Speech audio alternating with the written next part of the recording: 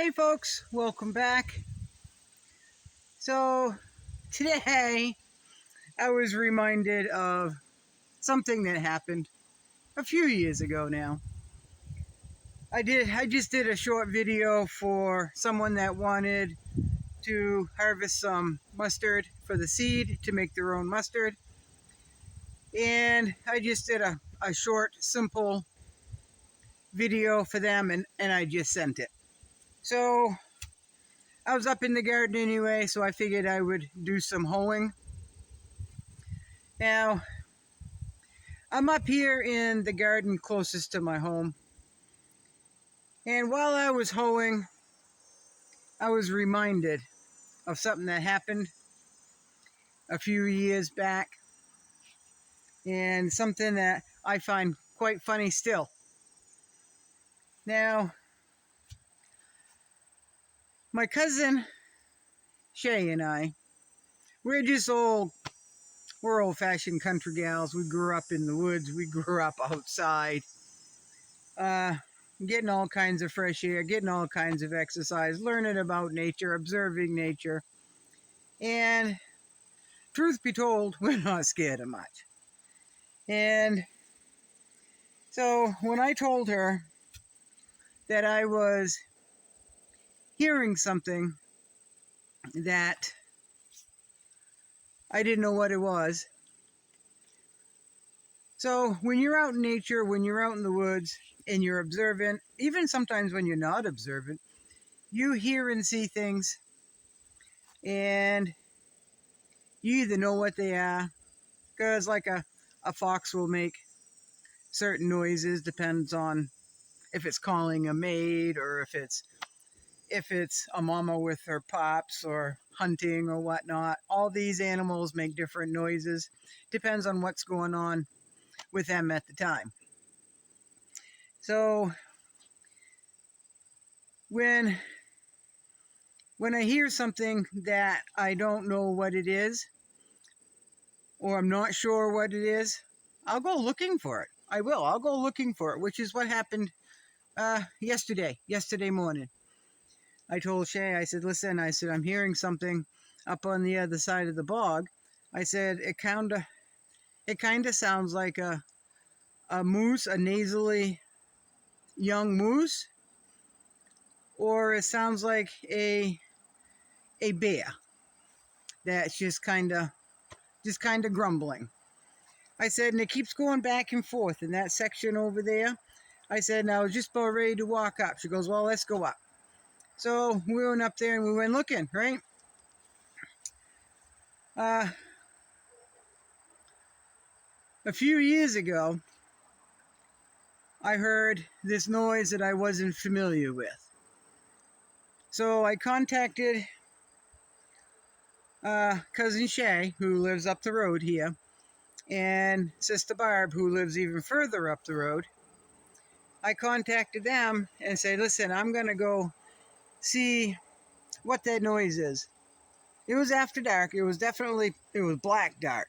And if you're in the woods away from any towns or cities with streetlights, it gets pitch black.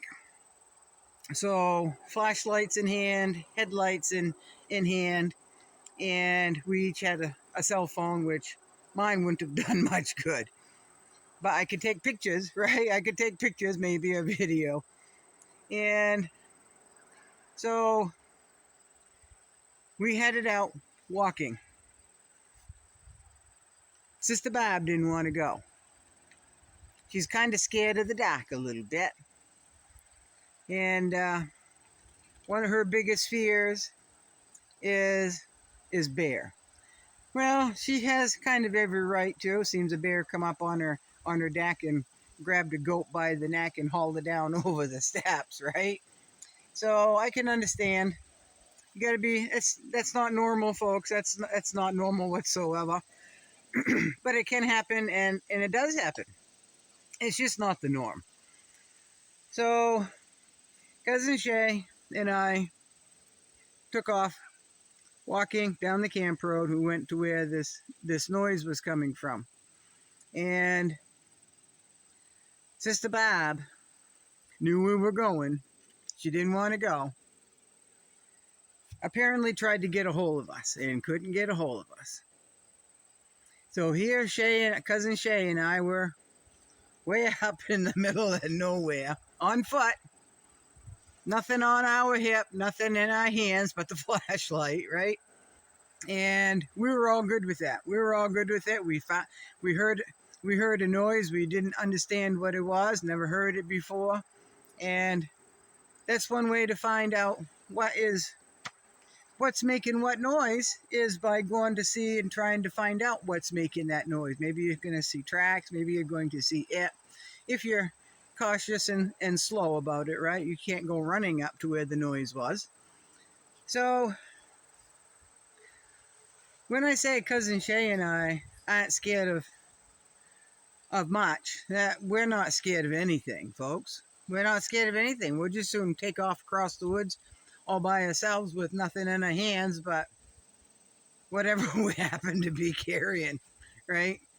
So, Sister Bob. So we were up there in the woods quite a ways and for quite a while, and we kind of walked back. We don't know what it was. It could have been anything. It could have been anything.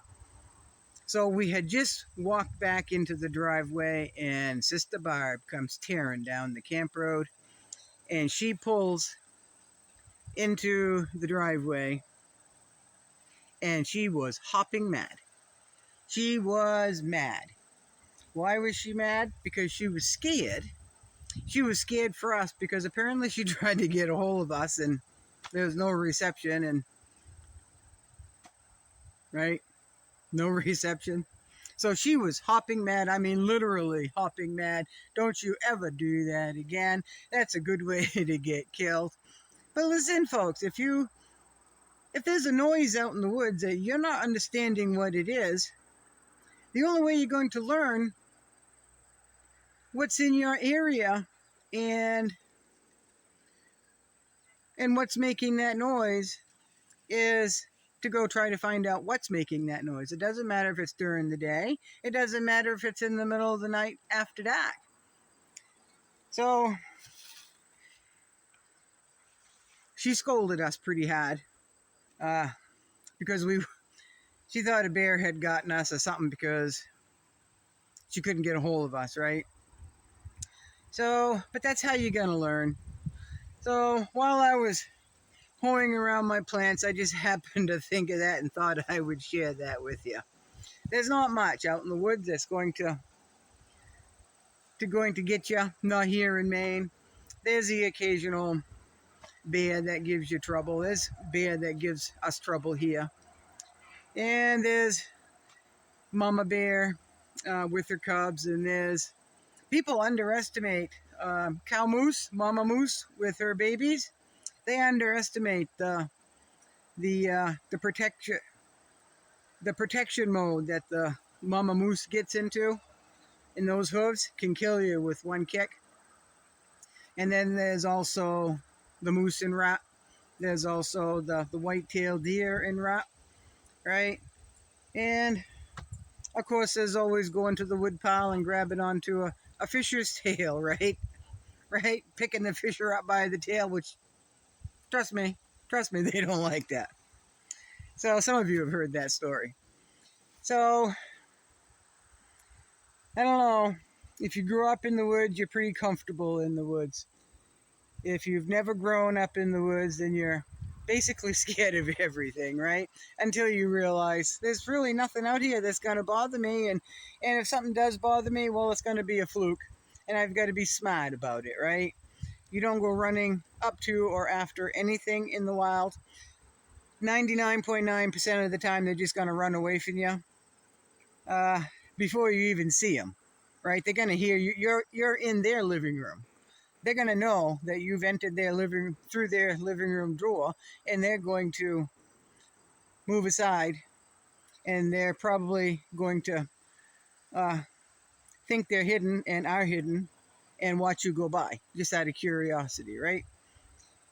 So it would be about like me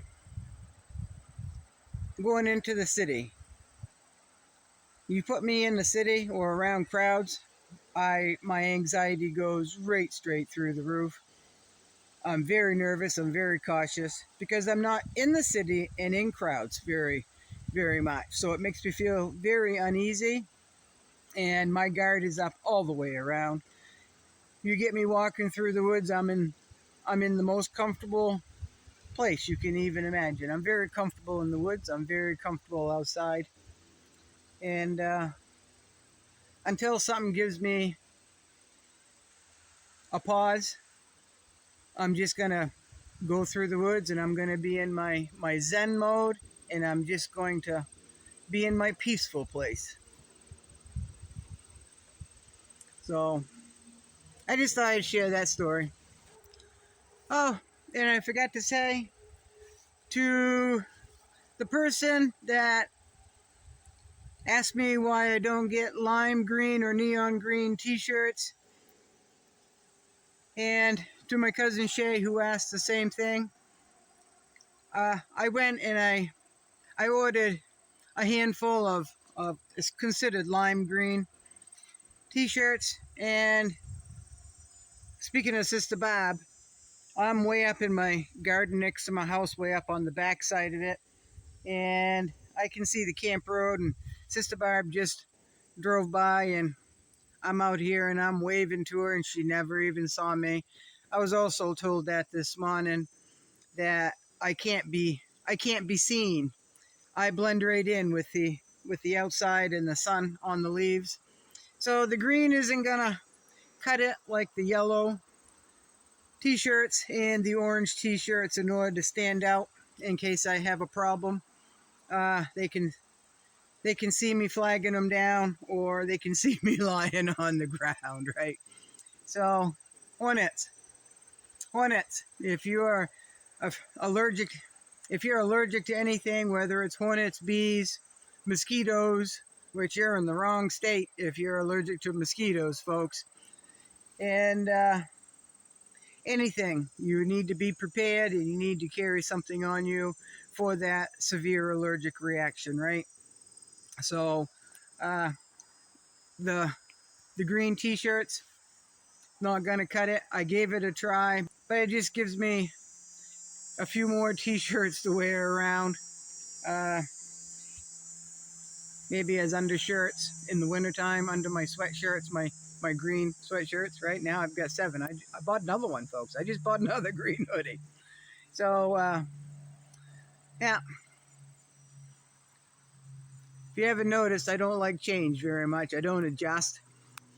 I like what I like, and that doesn't seem to change much over the years. Just the way it is. That's living the simple life. I'm happy. I'm comfortable. That's all that matters, right? All right. I've got to get back to doing my thing here. Bye-bye, folks.